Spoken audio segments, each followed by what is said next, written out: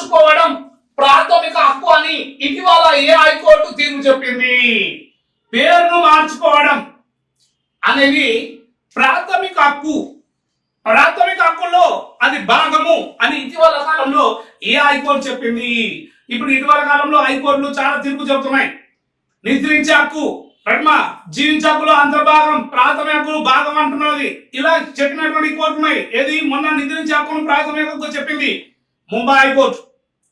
అలానే ఇటీవల కాలంలో పేరును మార్చుకోవడం ప్రాథమిక హక్కు అని ఇటీవల ఏ హైకోర్టు చెప్పింది అంటున్నాడు.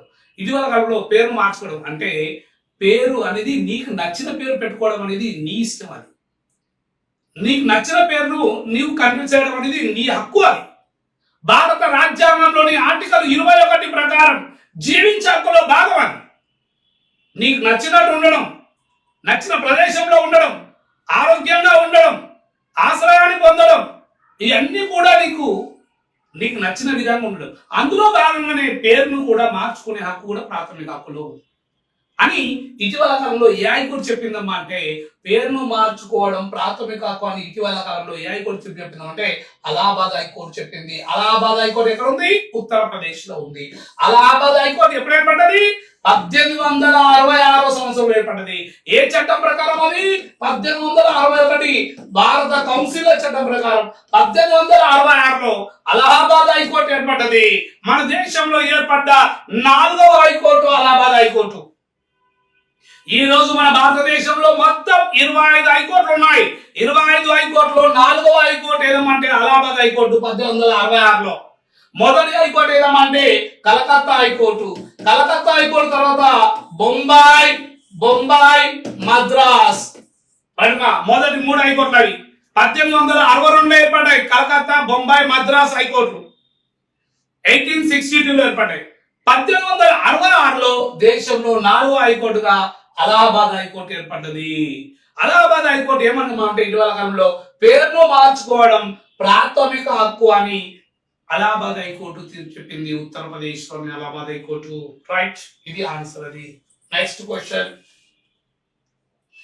ప్రపంచంలో అబార్షన్ హక్కులు రాజ్యాంగంలో చేర్చిన తొలి దేశంగా ఏ దేశం నిలిచింది? అబార్షన్ హక్కులు రాజ్యాంగంలో చేర్చిన తొలి దేశం.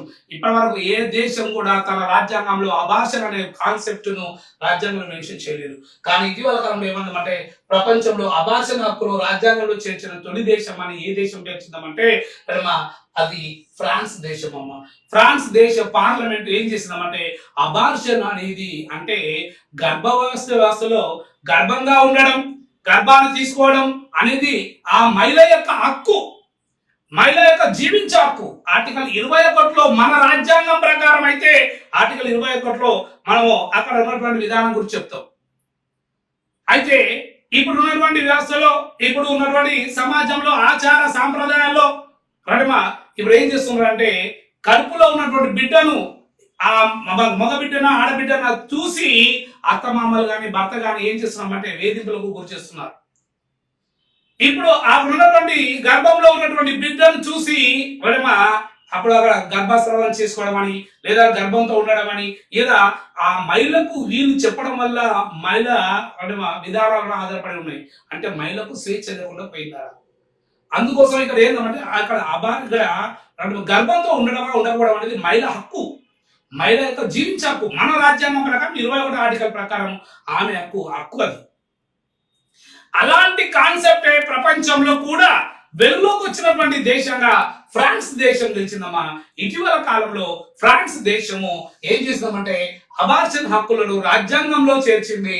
ఆర్టికల్ మన భారత రాజ్యాంగంలో అయితేనేమో ఆర్టికల్ 21, వాళ్ళ దేశ రాజ్యాంగంలో ఈ కాన్సెప్ట్ చేర్చడం జరిగింది ఫ్రాన్స్ దేశము. ఇది ప్రపంచంలో మొదటిసారి. అది అబార్షన్ హక్కులను రాజ్యాంగంలో చేర్చినటువంటి మొదటి దేశంగా ఇప్పుడు ఏ దేశం నిలిచిందంటే ఫ్రాన్స్ దేశం. Right, next. మరణ శిక్షను రద్దు చేసిన తొలి దేశంగా ఏ దేశం ఇటీవల గుర్తింపు పొందింది? మరణ శిక్షను రద్దు చేసిన దేశంగా ఇటీవల ఏ దేశం నిలిచింది అంటే మరణ శిక్షను రద్దు చేసినటువంటి దేశంగా ఇటీవల కాలంలో ఆఫ్రికా ఖండంలోని జింబాబ్వే దేశము మరణ శిక్షను రద్దు చేసింది. అంటే అక్కడ ఉన్నటువంటి న్యాయస్థానాలు ఇప్పుడు మరణ శిక్ష విధించరాదు. ఆ మరణ శిక్ష సమానమైనటువంటి శిక్షను విధించవచ్చు, కానీ మరణ శిక్ష విధించే విధానాన్ని రద్దు చేసింది జింబాబ్వే. మరి మన భారతదేశంలో ఉరి శిక్ష అనేది న్యాయస్థానము తప్పు చేసే వాళ్ళకు ఉరి శిక్ష విధానాన్ని ఇస్తారు. మరి ఉరి శిక్ష మన భారతదేశంలో ఉరి శిక్ష విధించడం రాజ్యాంగబద్ధమా కాదా? మరి ఉరి శిక్ష విధించడం, కోర్టు ఉరి శిక్ష విధిస్తుంది అంటే రాజ్యాంగబద్ధంగా విధిస్తుందా లేదా తప్పు చేశారని విధిస్తుందా అనేది మనకు తెలియాలి. చాలా మంది ఏమంటాం, రాజ్యాంగంలోని ఆర్టికల్ 21 ఉంది. 21 ఏం చెప్తుంది? జీవించే హక్కు అంటున్నాం. ఒక వ్యక్తిని జీవించే హక్కును కల్పించాలి. కానీ ఏం చేస్తున్నాం? కోర్టు ఏం చేస్తుంది? తప్పు చేసిన వ్యక్తిని జీవించే హక్కును కోల్పోయే విధంగా ఉరి శిక్ష విధిస్తున్నాం. ఉరి శిక్ష విధించడం అనేది తప్ప ఒప్ప? ఆర్టికల్ 21కి అనుకూలమా వ్యతిరేకమా అనేది ఆ వాదోపవాదాలు కూడా జరిగాయి.